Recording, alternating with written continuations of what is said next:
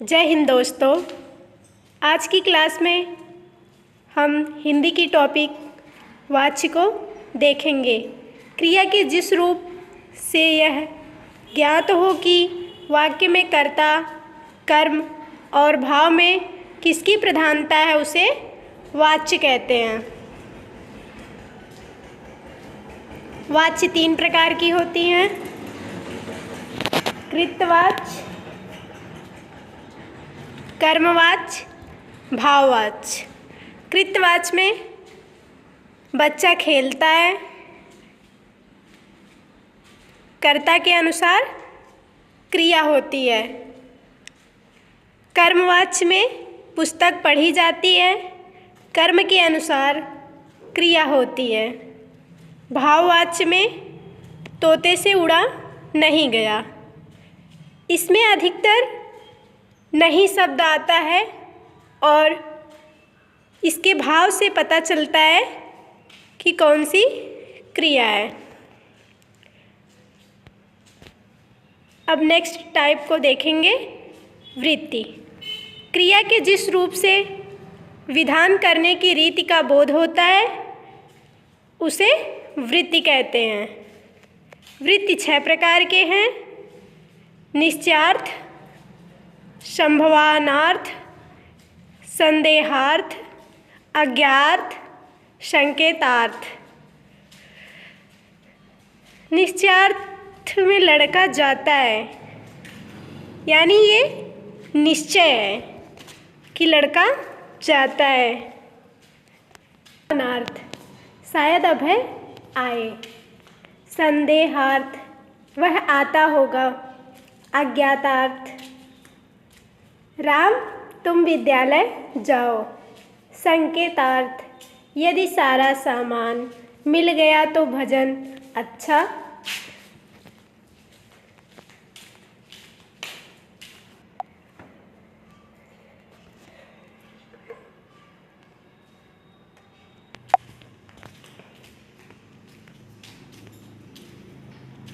भोजन अच्छा बनेगा, ये भजन नहीं भोजन है। अब आगे देखेंगे नेक्स्ट टाइप, पक्ष।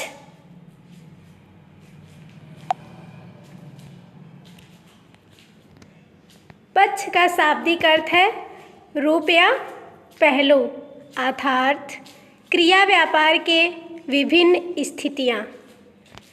इसके 2 भेद हैं। पहला पूर्ण पक्ष, दूसरा अपूर्ण पक्ष। पूर्ण पक्ष में राम दौड़ा, अपूर्ण पक्ष में यह भोजन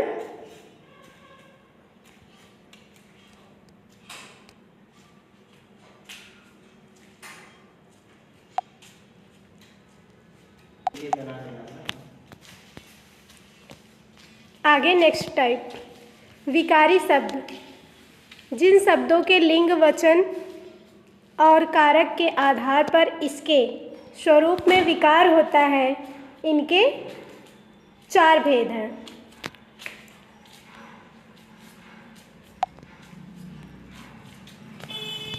पहला संज्ञा, दूसरा सर्वनाम, तीसरा क्रिया, चौथा विशेषण। आगे देखेंगे अविकारी शब्द। जिन शब्दों में लिंग, वचन और कारक के आधार पर उसके रूप में परिवर्तन नहीं होता है उन्हें अविकारी शब्द कहते हैं। इसके 4 भेद होते हैं। पहला क्रिया विशेषण, दूसरा संबंध बोधक, तीसरा समुच्चय बोधक, चौथा विस्मयादि बोधक।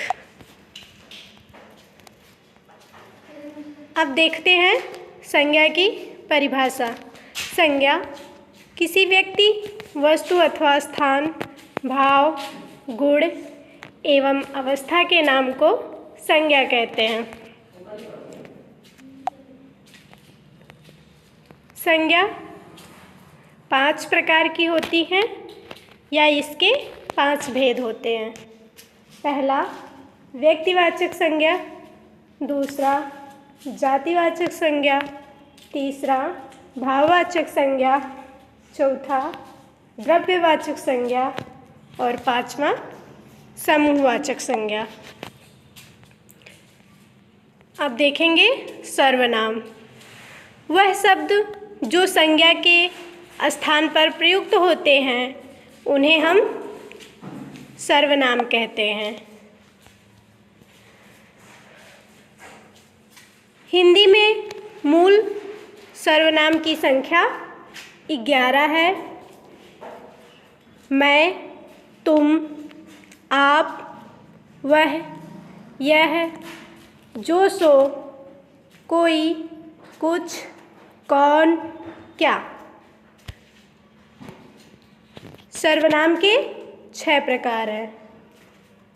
पुरुषवाचक सर्वनाम, निश्चयवाचक सर्वनाम, अनिश्चयवाचक सर्वनाम, संबंधवाचक सर्वनाम, प्रश्नवाचक सर्वनाम और निजवाचक सर्वनाम। आगे देखेंगे विशेषण। संज्ञा सर्वनाम शब्दों की विशेषता बताने वाले शब्दों को विशेषण कहते हैं। नेक्स्ट, प्रविशेषण। जो विशेषण की विशेषता बताते हैं उसे प्रविशेषण कहते हैं। जैसे अरविंद बहुत तेज दौड़ता है। अरविंद बहुत तेज दौड़ता है, इसमें बहुत प्रविशेषण है। विशेषण के भेद 4 हैं।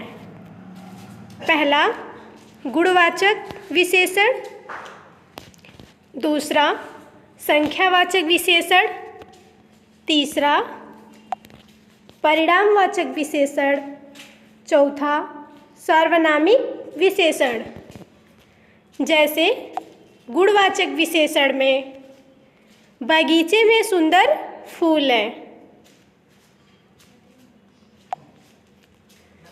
और संख्यावाचक विशेषण में 4 घोड़े। 4 क्या है? संख्या है। और परिमाणवाचक विशेषण में 10 रुपये दीजिए। सार्वनामिक विशेषण में वह गाय सुंदर है। नेक्स्ट टॉपिक, निपात। निपात बल प्रदान करना। जैसे भी, तो, केवल, ही, मात्र, सिर्फ, जी, तक, पर, भर। मैं भी साथ चलूँगा। इसमें भी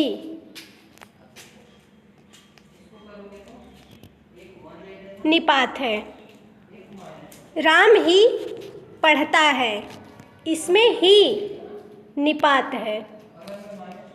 अजी सुनते हो, इसमें अजी निपात है। क्या सीमा जा रही है, इसमें क्या निपात है। कोई बाहर नहीं जाएगा, इसमें कोई निपात है। अभय भी जाएगा, इसमें भी निपात है। अब नेक्स्ट देखेंगे अव्यय। अव्यय जो व्यय ना हो उसे अव्यय कहते हैं। इसके 4 भेद होते हैं। पहला क्रिया विशेषण, दूसरा संबंध बोधक, तीसरा समुच्चय बोधक, चौथा विस्मयादि बोधक। क्रिया विशेषण में आज झमाझम बारिश हुई। क्या हुई? बारिश हुई। कैसे हुई? झमाझम बारिश हुई। राम के आगे, किसके आगे? राम के आगे। अभिषेक और अवनीश मित्र हैं। वाह वाह, तुमने तो मैच जीत लिया। इसमें क्या है? विस्मय है, इसलिए यह विस्मयादि बोधक है।